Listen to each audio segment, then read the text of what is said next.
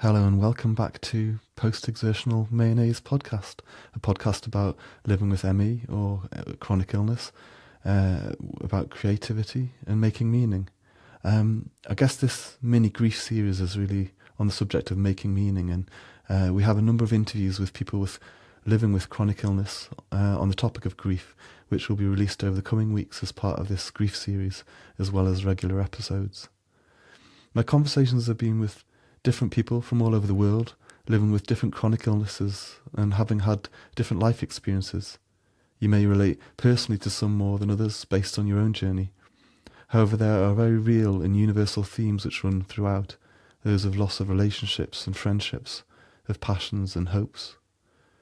I'd like to thank each person who reached out to share.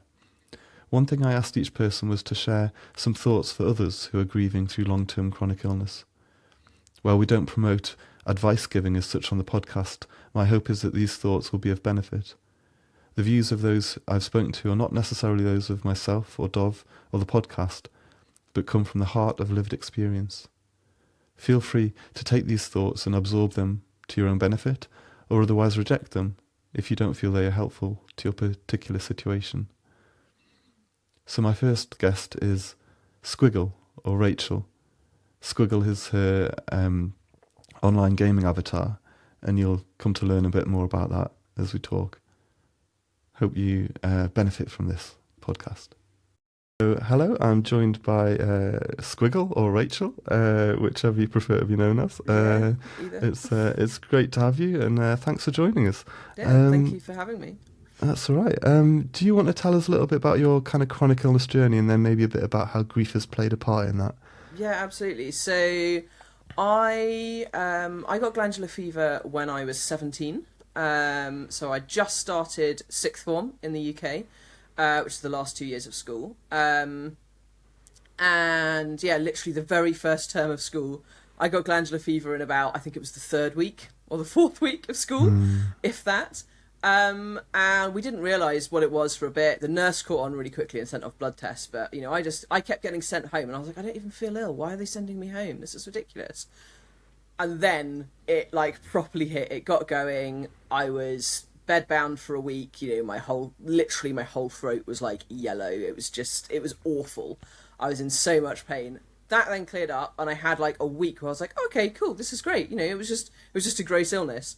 And then the post-viral hit, and I was basically bedbound I was sleeping about 22 hours a day for about 3 months. It's the most severe it's been in my life was that period just after glandular fever. I'd need a drink, I'd go downstairs to get a drink of water, and I would quite literally have to crawl back up the stairs to get to bed because I had the audacity to go downstairs and get a drink. Yeah. So I had no life. I missed months of school. And then the school were getting funny about, is she trying hard enough to go into lessons? It's like, yeah, actually, I'd much prefer to be at school. Thank you very much. Yeah. This is not me being lazy. Yeah. I kind of get it, because actually I was a bit of a snarky teenager who would absolutely take advantage of stuff, but I was genuinely too ill to be at school. So that took about, I reckon, probably 6 months or so.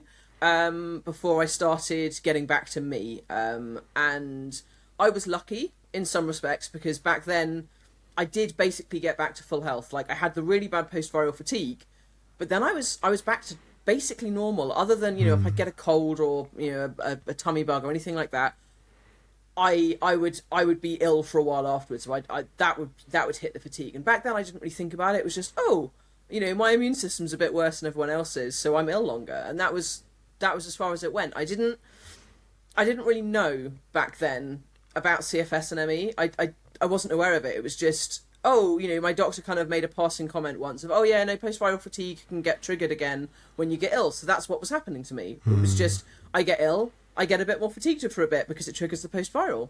And I never thought any more of it, and I just carried on like normal. No one had told me about pacing. No one had taught me any of it. It was just, get on with life. And I very much, came from a background, a family of just don't complain, get on with it, pick yourself up, dust yourself off. It's difficult for everyone, so it's not any there was no recognition back then that actually maybe I was struggling more than anyone else, because it was just, no, everyone finds stuff difficult, so if I'm not coping, it's my own fault for not trying hard enough. So I just kept going, and it never occurred to me that anything I was doing was different to anyone else, or that I might be struggling more. And I judge myself a lot on if I was failing or struggling.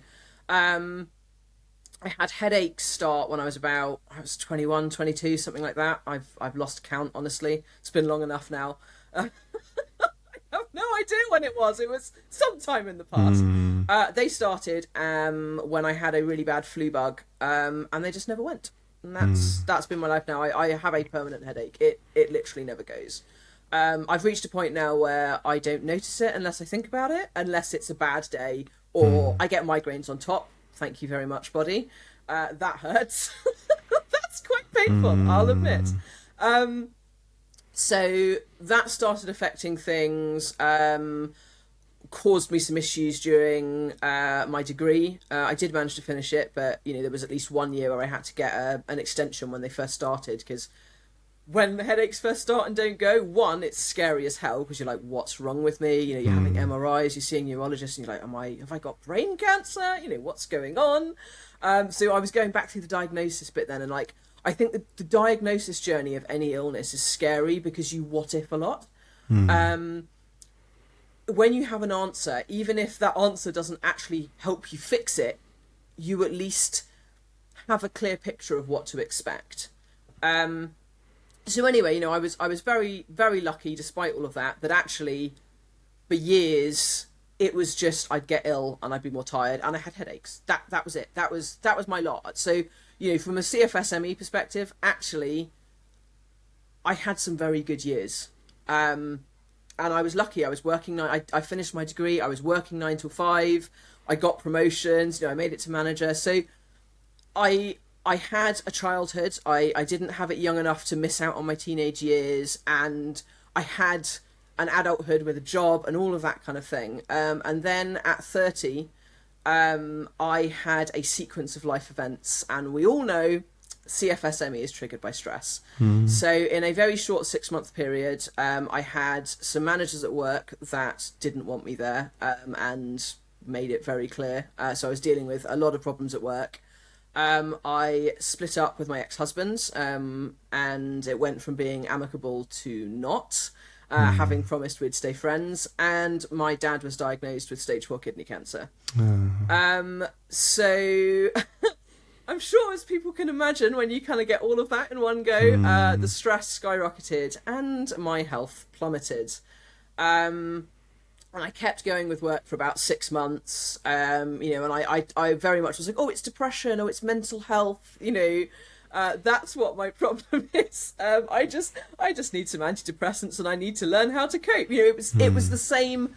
Just pick yourself up, Rachel. Just get on with it. Stop being a baby. Stop not coping. Everyone's got it difficult. And so I pushed on through, and I ignored all the signals, and I just kept going. And it did not turn out well. Let's put it that way. About 6 months later, I was in a new job. I'd got away from the bad managers, and I couldn't do anything. I couldn't focus. I was struggling to drive to work. I was in the car like, this is dangerous. I'm gonna hurt someone if I keep trying to do these drives.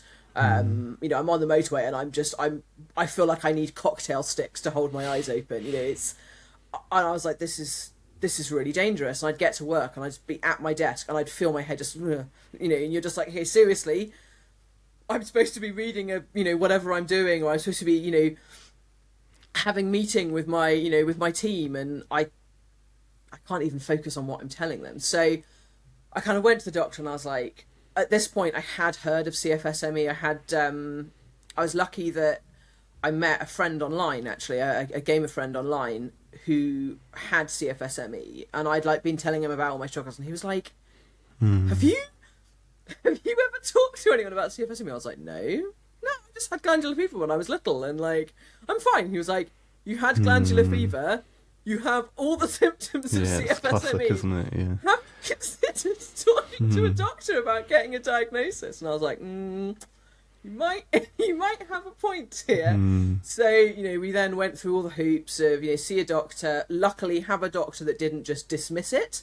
So, we did all the blood tests and, okay, actually all your folic acid is low, and my iron and my folic acid are always up and down. So then you've got to go through the trial of, well, go on folic acid, take iron, and then we'll check your levels again before we can send you, all of that rigmarole of checking it all. We get there, I get the diagnosis, I take the time off work, and eventually it turned into, actually, this isn't going to work. You're not going to be able to come back to work. So it turned into long-term sickness. And, that was 5.5 years ago. Wow. So I was on long-term sick for a long time. I kept saying to myself, oh, well, I'll do, I'll teach myself, things like bookkeeping.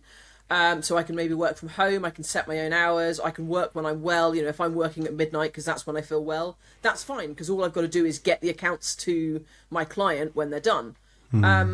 I rather overestimated my ability to learn now that CFS was kicked in. So 5 years later, and I've done about the first third of the first bookkeeping. Yeah. So that didn't really work out. I still kind of want to do it, but I don't know if I ever will, honestly. I will admit I've got very lucky. I have got a job again now that literally started this week.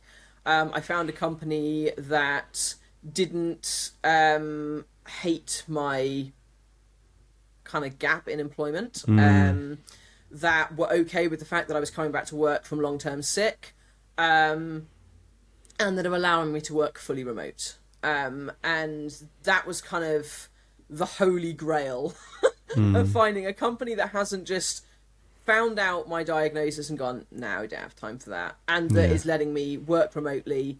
So I am very tired today because that was my first week, full of headache, very ill, but I'm excited because I feel like maybe this is a new chapter. And there's going to be a lot of work on pacing and listening to the signals this time, not just bullying on through. But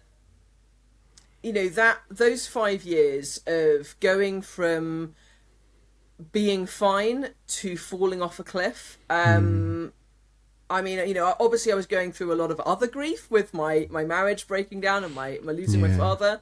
But honestly, the health was the thing. Like it was grieving normality for me. It was, I can believe that those who get ill very young, they grieve the fact that they never experienced it. And that's must be a very profound and real grief. Yeah.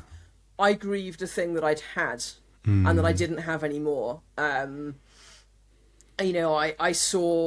I lost a lot of friends, and I don't know how much of that was actually. I probably was very difficult to be around because I was chronically depressed. I'd lost my husband, I'd lost my father, and I'd lost my existence. I'd lost everything that made me me. In the space of 6 months, I'd gone from someone with a career who was a team lead, who had the most perfect marriage that everyone who'd known us in uni had said, "You're the two who are forever," and suddenly. It was all gone, and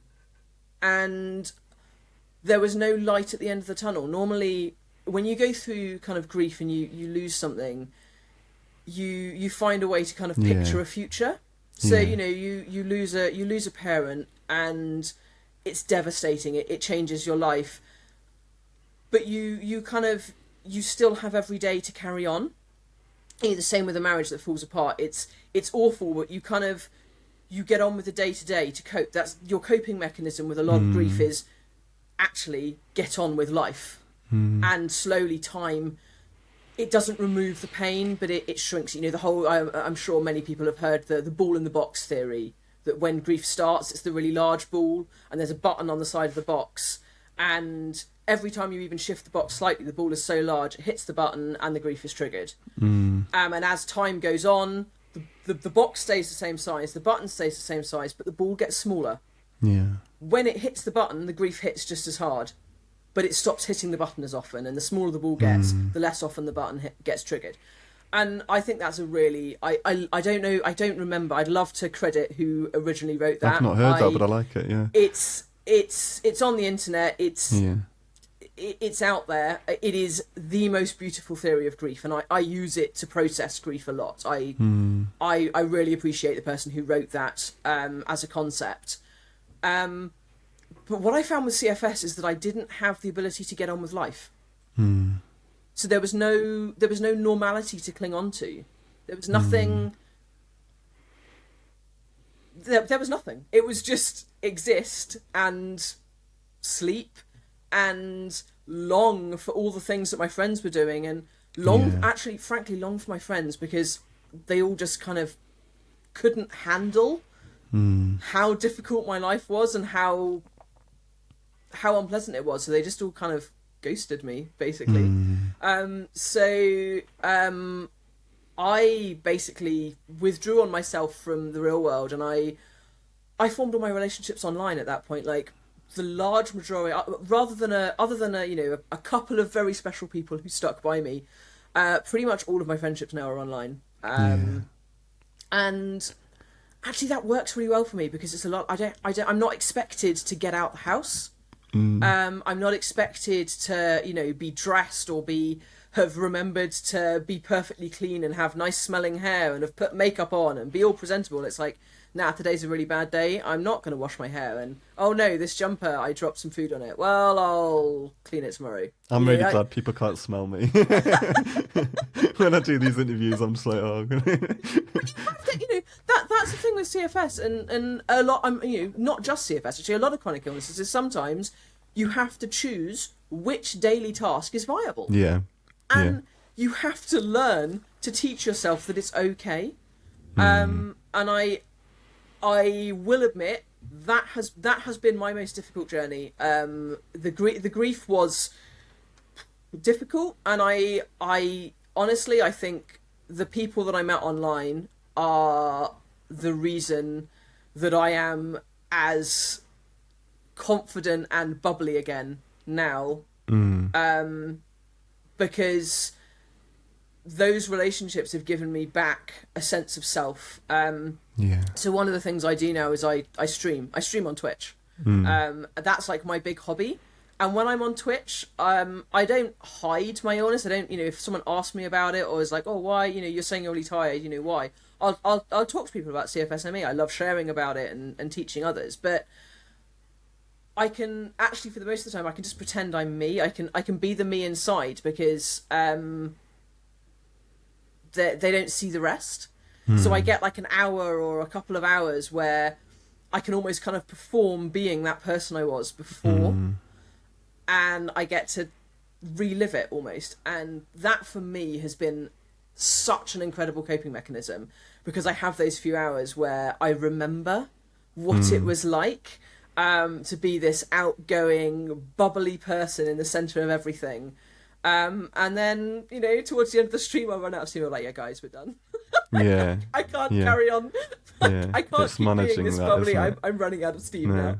No, I did watch some of your stream, some Twitch last night, actually, because I found you on there through Twitch. So yeah, it was. But I think that you make a really good point, because you use like an avatar, which is like a pink squirrel. Yes, yeah. And I thought that was lovely, because it again, you don't have to present in any particular way, or you don't have to be sort of like perfectly kind of like manicured or anything like that. You can be yourself, but also kind of be behind something that can represent you, and there's also lots of fun as well. And I thought that was really good.